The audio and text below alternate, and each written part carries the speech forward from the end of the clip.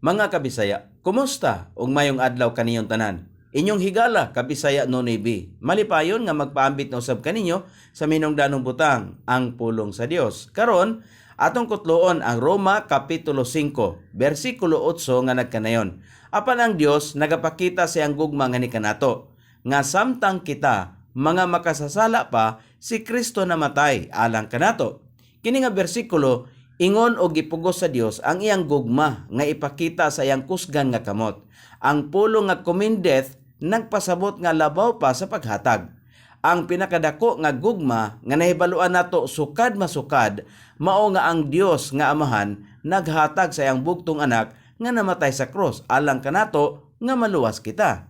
Ang misteryo sa tanan mao siya nga wala maghulat hangtod nga kita makabaton og paigo nga kaluwasan.